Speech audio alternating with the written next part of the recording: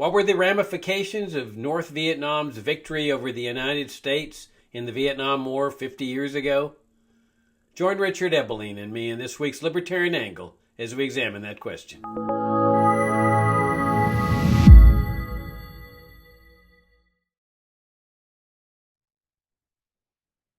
Hi, I'm Jacob Hornberger, president of the Future of Freedom Foundation, and welcome to this week's Libertarian Angle. I'm joined by my co-host, Richard Ebeling. Richard, how you doing? I'm doing good, and it's good to be with you and our viewers and listeners. Yeah, I understand you're wrapping things up there at the Citadel. Richard's professor of economics, of course, at the Citadel, and I Yeah, guess this to has see been it. finals time. They're finishing up with their exams. As I tell my students, they only have to write one for my class. I have to read all of them. Why do you say have to instead of get to? Let's continue. All right. So, Richard, this week, April 30th, is the 50th anniversary of the North Vietnamese defeat of the U.S. military, the U.S. government in the war in Vietnam. That was the day when the last representatives of the U.S. government were scrambling to get out of the country to avoid being taken captive by the North Vietnamese that were conquering and uniting the South. And I'm sure you remember those pictures of the diplomats up on top of the roof of the U.S. Embassy, scrambling to get on those last helicopters to get out of the country. And then at that moment, the North Vietnamese tanks come in and take control over Saigon and the rest of the country. So there's so many different aspects of the Vietnam War that we could discuss. The whole Cold War mindset that the Reds were coming to get us, the dominoes were going to fall if we didn't stop the communists in Vietnam. The dominoes were going to fall, and the Reds would soon find themselves in control of the U.S. government. All that whole fear of that the communists are going to take over America. And then there's also the fact that 58,000 American men lost their lives for nothing in Vietnam. I mean, that really is what it amounted to. They were told that they were fighting for freedom. And of course, it was never made clear exactly what freedom they're talking about, except maybe that if they didn't sacrifice their lives, that the Reds were going to come over to the United States and take over and teach communism in the public government schools. And then another aspect that I find absolutely fascinating is the draft, which was an essential part of the Vietnam War. And so let me just focus on that part of this thing here in my introductory remarks. So they were saying that this was a war for freedom, and anybody who dissented or resisted the draft and all was not a patriot. They were essentially a traitor, even though this was not a declared war at all, as required by the Constitution. Well, there was a large number of Americans that didn't buy that. They saw this war as just part of U.S. interventionism and part of the what had happened when the U.S. got converted to a national security state consisting of the Pentagon, the CIA, and the NSA with this paranoid Russians are coming to get us mindset. And so they weren't interested in going and sacrificing their lives. They also weren't interested in going abroad and killing people that had never attacked the United States. I remember Muhammad Ali was one of these that they were drafting him, and he said, I don't have anything against them Viet Cong. They never call me the N word, which of course couldn't be said of U.S. officials, who use the N word often. But blacks are a good example of this phenomenon of the draft because they were drafting blacks who didn't have the money or the formal education to go to college, many of them. And so the rich white elite kids could get college deferments, or they could join the reserves if they had political influence or the National Guard to get out of going. But um, huge numbers of blacks didn't have that political influence. And so they were drafting them and sacrificing their lives like cannon fodder in Vietnam. and telling them they were dying for freedom. And so the ones that survived and came back were coming back to a segregated society. This was the free society that they were dying for in Vietnam to protect, which is always kind of ironic. But what I found fascinating about people in the Black community, Martin Luther King, Muhammad Ali, Malcolm X, and others, is that they really saw through this. While the white middle class America was patriotically supporting the Vietnam War and predominantly, people in the Black community seemed to really have a good handle that this was just a crock, an absolute crock that was going to go nowhere, that was killing people for no good reason to and sacrifice their own lives. Um, the whole thing was just one great big crock. What do you think? Well, I wanted to sort of build upon that um, in sort of an historical context and an, and an analysis of the mindset of the makers of this war. That's a long time ago, 50 years, and perhaps many of our viewers and listeners don't understand a little bit of the history and context. So if I may take a minute or two just to do so, the thumbnail sketch of what was going on. Um, since the end of the 19th century, around the 1880s, what's called on a map today Vietnam, Laos, and Cambodia had been conquered by the French, and it was called French Indochina. And they ruled that from the 1880s until 1954. Uh, they ruled it in many brutal ways. When I was in high school, I had a after-school part-time job in the local public library in Hollywood, California. And one of the librarians there had been a reporter for the Christian Science Monitor in the years between the two world wars. And her beat, therefore, was to go to French Indochina, the British colonial areas such as Malaya, Singapore, parts of Borneo, the American Philippine Islands, and so on, Thailand. And she told me that uh, of all the colonial areas in Southeast Asia that she visited, virtually all of the indigenous natives resented the foreign rule over them, colonial masters. But she only saw a seething resentment and anger to such an intense degree among the Vietnamese and the Laotians and the Cambodians against the French. The French acted in a very oppressive and arrogant and sense of superiority. Uh, During the Second World War, uh, French Indochina was occupied by the Japanese. And when the war ended, with the assistance of the British, the French returned to French Indochina. During the war, there had been an anti-Japanese guerrilla movement led by Vietnamese rebels, headed by Ho Chi Minh. Um, and he actually had received American support during the war. The precursor to the CIA, the OSS as it was called, actually had parachuted agents in there to act as sort of liaisons to try to coordinate things that Ho Chi Minh's anti-Japanese resistance forces were doing in conjunction with Allied activities in the rest of the Southeast Asia war theater. And he thought that he might get American support at the end of the war. In fact, their first sort of declaration of wanting independence used phrases that were even out of the American Declaration of Independence, as I recall. But the United States, because of the rise of anti-communism, sided with the French, and the French tried to reinstall their control. And that set off from around 1946 until 1954 an ongoing revolutionary civil war. On the one hand, Ho Chi Minh, who increasingly showed what had always been basically his communist ideological roots, uh, against the French.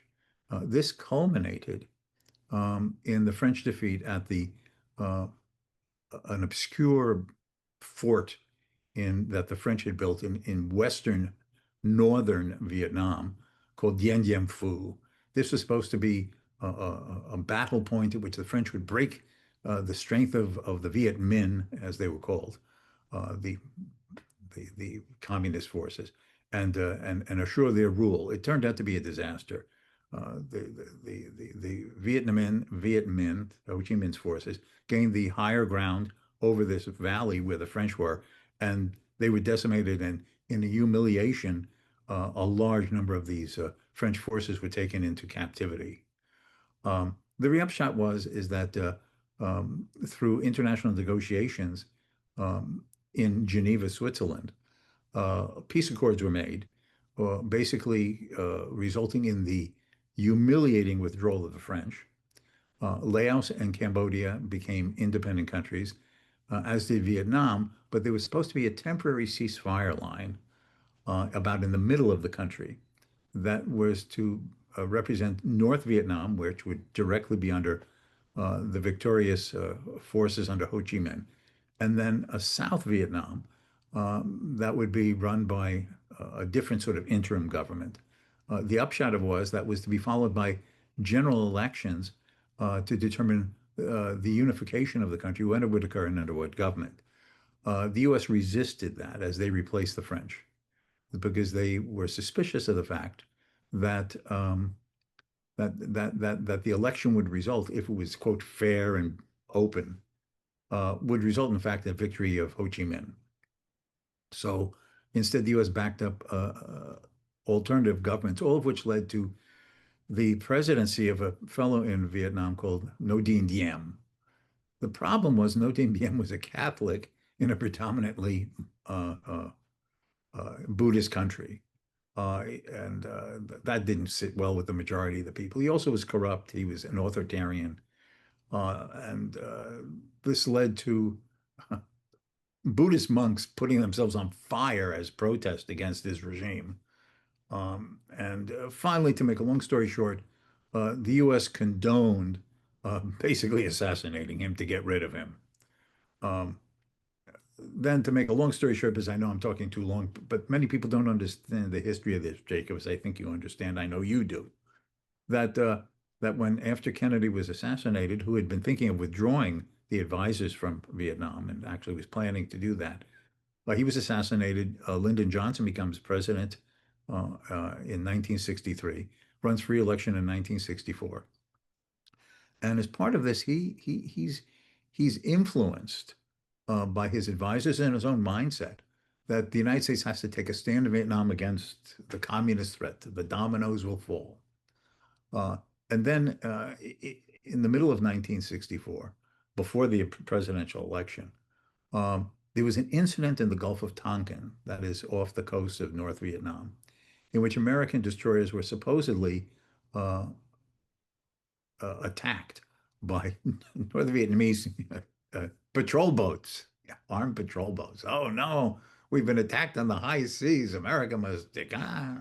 So he asked for this uh, support of Congress to put this down, and basically justified the American direct military intervention in Vietnam. As a footnote to that, most historians now think that the North Vietnamese never attacked the U.S. ships in the Gulf of Tonkin, that at the most it was misread blips on the radar screens in terms of waves, but it was a trumped up thing. And as a result, beginning in 1964, and then running certainly to the end of Lyndon Johnson's presidency in 1968, and then into Nixon's in 1969, at the high point, over 500,000 American soldiers were fighting in Vietnam, with the casualties piling up, as you pointed out, way over 50,000. And the US's attitude was that we could demonstrate our victory over the Viet Cong, as they were called, the South Vietnamese guerrillas supported by North Vietnam, by body count. So every week, the U.S. government, we killed 572 Viet Cong. We killed 2,000 Viet Cong. As if the victory was going to be by basically wiping out every commie in South Vietnam. The other aspect that I wanted to talk about is that the mindset, a central planning and arrogant mindset, centered around the Secretary of Defense, Robert McNamara, who had brought together a series of people he called the whiz kids. These are people from the universities, in business, math experts, and they would know how to fine tune escalation. Oh, we introduce another action to try to defeat the North Vietnamese and the Viet Cong, but they responded, how you ratchet up the pressure. So fine tuning a central planning of a war 10,000 miles away to assure victory. The arrogance, the hubris, the presumption that you could just sort of centrally plan the outcome of war by turning the dial, pushing the button, and just enough pressure, and they'll break. Well, they'll break. Of course, this turned out to be a total fiasco, a total fiasco. The upshot of it was is that with the what was called the Tet Offensive in 1965, uh, the Viet Cong, the Viet Minh, North Vietnamese made a push to try to gain cities as a propaganda control. They didn't think they could hold them, but it broke the support in the United States for many in the middle class, as you were saying, and others, because now this was an unwinnable war. I'll just say as I was watching the news, and some of the older ones remember that on CBS there was an anchor, Walter Cronkite. That's the way it is. And I'm watching this during the Tet Offensive. The Viet Cong had seized the old imperial capital of Hue in the center of the country, but in South Vietnam, the citadel.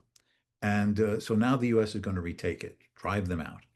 And watching the CBS News, I remember it like it's yesterday that this Marine sergeant is behind a wall, and he gives the order to his Marines, forward and attack.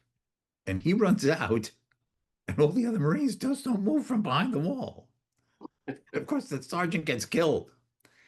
And I still remember seeing this, watching it on the Walter Cronkite Evening News, and think to myself, when Marines don't obey orders, the U.S. has a serious problem in fighting a war. When they say attack and they stay behind the walls, this is not going to end well. Um, for me, that sort of symbolized that the fact that this war was going to be unwinnable. It lacked the domestic support. There was huge opposition, rallies, demonstrations, uh, uh, violent confrontations between the National Guard and students on campuses. Students were killed on campuses. It was on the front pages of all the magazines, Time and Newsweek. Uh, and then Nixon came in and said he has a secret plan to end the war. He's got a secret plan to end the war. And he has Henry Kissinger, his secretary, his, his, his Secretary of State, this mastermind of international politics. And of course, he had no mastermind other than escalating, bombing Cambodia. But the upshot was is that following Nixon's resignation and Ford then as president, the U.S. had this need to admit the fact that it couldn't win the war either on the battlefield without going to unbelievable extreme destruction of the country and the population if it attempted to, uh, and the opposition at home. And then there was that ignominious withdrawal, where, as you were saying, the helicopters are on the roof of the U.S. Embassy in Saigon, and they're taking the last personnel away and uh, and flying off to the ships off the coast to be taken back to the United States. And the abandonment. Okay, let's set aside the issue of was the war right or wrong for a moment. A practical thing. A lot of South Vietnamese supported the United States. I'm not talking about only just soldiers in the South Vietnamese army. I mean those who translators, liaison, people who were helping with the supply chains of just things logistically and so on. And we had been saying, oh, we'll never abandon these folks. Straight with our shoulders. We abandoned them. So you ended up with thousands upon thousands of Vietnamese attempting to escape from communist rule because they were going to be targeted by Ho Chi Minh's forces now because they had collaborated with the Americans on the boats, little ships to get out of Vietnam. And some were allowed into the United States, finally, in some numbers. In fact, that's why there is a noticeable Vietnamese community and their descendants living in the US today.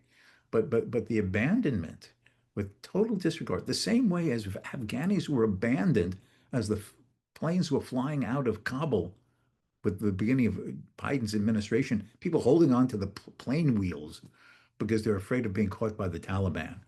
Uh, so separate from the morality of the war, the justice of war, to turn your back on those who, as civilians, had been supporting you, knowing that their fate was going to be a disaster, was another act of betrayal of the United States government, in my humble opinion. But that is what happened 50 years ago. And for a long time, it served a lesson, and that is that the United States should not be actively, especially in militarily, intervening in other parts of the world. You've been burned, think twice before you do it.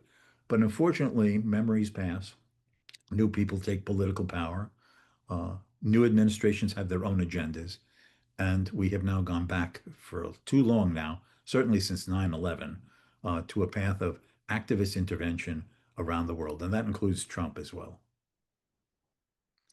You've raised a lot of good points. Let me raise a point that you didn't mention and see what you think of this. I find it ironic that Ho Chi Minh was trying to unify the country because it really was one country divided into two parts. And as you pointed out, the U.S. it was supposed to be united under general elections, but the U.S. of all things, the great promoter of democracy, says, "Well, we're going to have to oppose these elections because we might lose." Which is kind of ironic. But the thing that I wanted to raise with you is that it seems to me that the U.S. was essentially supporting secession here, which to me is terribly ironic because here in the Civil War, it's like, oh, you have to support Lincoln in his act of unifying the country. And the Confederacy was horrible for trying to secede. But is that not the same thing with Vietnam, Richard? Well, you're missing something important, Jacob. The unifiers were commies. Oh, commies who wanted to The align fact with the is that U.S. it was the mindset of the time. You had mentioned dominoes, and I alluded to that. There was a notion that uh, Southeast Asia, with the disappearance of the colonial masters, the French in Indochina, the British from Malaysia and Singapore, the Dutch from Indonesia, the Americans from the Philippines in 1946, that all of this was a ripe fruit for now that the communists had come to power in China under Mao, and the support of the Soviets for international revolution, that this was a ripe fruit that could be picked by the communists, and the strategic importance, the raw material significance of Southeast Asia, and that once one fell, that would sort of set off the stone that leads to the avalanche. And they would talk about the domino effect. One domino falls and that hits all the others down in the row. So that if Vietnam was unified either by force or an election under the communists, this would then put further pressure on the rest of the Southeast Asian countries until that part of the world was closer to being dominated by the communist world revolution, and therefore would just be a doorstep away from Australia. And then that would be a threatening another bastion of the West. And then India would necessarily be threatened as these revolutions were overcoming Southeast Asia and India borders on that. So this was the mindset that they had, for good or ill. Obviously, you and I think ill, but for good or ill, this was the mindset in which they followed this strategy. And with most cases, the most uh, dangerous thing and thing is that they actually believe this. Many of them actually believe this. And if you believe something, then you're very reluctant to follow a different course. Oh yeah, no, the whole anti-communist paranoia was deeply seated in U.S. officials, and this goes back to what I was saying earlier that a lot of this, if not all of it, is rooted in the conversion of the U.S. government to a national security state at the end of World War II. We had started out as a limited government republic. We get this new form of governmental structure that Eisenhower called a grave threat to our democratic processes and to our liberties. He called it a military industrial complex, but it was the same thing. And he pointed out this is new. This is new to America's history. And when Frank Church had the Senator Frank Church from Idaho had the church committee hearings in the mid 70s, um, he, and according to his biography, The Last Honest Man by James Risen, that church understood that if all you do is focus on ending all these interventions, you're playing whack-a-mole. And because the root of the problem is this national security state that so many Americans still believe is necessary to their safety and their well-being. Big, massive military establishment, empire of foreign domestic military bases. And so for a while the defeat in Vietnam caused a withdrawal of this interventionist mindset or a diminution of it, it came back in full force, especially like with the Persian Gulf War and uh, all the rest of the interventions, Iraq, and then the war on terrorism with the 9/11 attacks. I mean, it's worse than ever. The whole Cold War interventionist mindset is just worse than ever. And the last thing I want to focus in on also is the protesters, because during that time, Richard, you recall that the so-called patriots were the ones that were blindly supporting the U.S. government. That's you were a real patriot if you were supporting the troops. The protesters were considered traitors. They were called traitors. And yet, as far as I'm concerned, those protesters were the real patriots. Remember, they were waging a war, the U.S. was, without a declaration of war. The Constitution requires a declaration of war. That was why there was a declaration of war in World War II. But with the conversion to a national security state, they said, we have omnipotent powers now. We don't need to obey the Constitution. Well, to me, if you're not obeying the Constitution, it's hard to justify your so-called patriotism. But it was the patriots that, I mean, the protesters that stood fast, including, as you point out, some of them were killed, like at Kent State, for protesting by U.S. military personnel. That these were the people that succeeded in getting us out of there. If it hadn't been for them, the U.S. would probably still be in Vietnam, killing and dying people. And to me, it's those protesters are the real patriots that got us out of there. Yeah, the difference between the opposition to the war in Vietnam and the far less intense opposition to wars in such as Afghanistan and Iraq, which of course public opinion didn't turn against it to a greater extent than when these were first started, was the fact that the Vietnam War was, as you said, conscript soldiers, people rounded up by the U.S. government using their selection uh, service method of, at that time, picking numbers, a lottery, uh, which meant that people were just swept up, put into uniforms, sent off to fight, uh, not really believing in what they were doing, or a sense of injustice that those who were lucky enough to be able to be in college and sense buy their way out of induction into the military were scot-free, while others who were educationally less, as you were saying, or didn't have the financial means to go to college, were the cannon fodder for the war. There was a sort of a social injustice, and particularly because the larger than population proportion of Black Americans who were inducted and fighting in that war. Um, Whereas in Afghanistan and Iraq, it was a volunteer army. Now you can still oppose a war, but people who are in the war have chosen to volunteer. The fact is that when you volunteer, you know that you could be sent into harm's way. That's the job. So the amount of resistance, I think, was far less intense, less violent, less population wide, because you had a volunteer army as opposed to a conscript army. Because once you coerce people into dying or killing others, that changes the psychology a great deal. Well, and when you have to force people to go thousands of miles away to fight in a war, that's a pretty good sign that that's not a war for freedom and it's not a good war. Because if people really were defending their country, for example, an invasion of the United States, you wouldn't need to force anybody. I'd be willing to bet that 98% of Americans would be willing to fight to actually defend their country and their families from an invasion. But when you're forcing people to go fight in a war, that's a pretty good sign that you're taking a road that's not a good road. There was also the fact that in the case of certainly Afghanistan, The line the government was emphasizing is not about what American policy had been in the Middle East that got people upset prior to 9/11, but that this was an attack on America.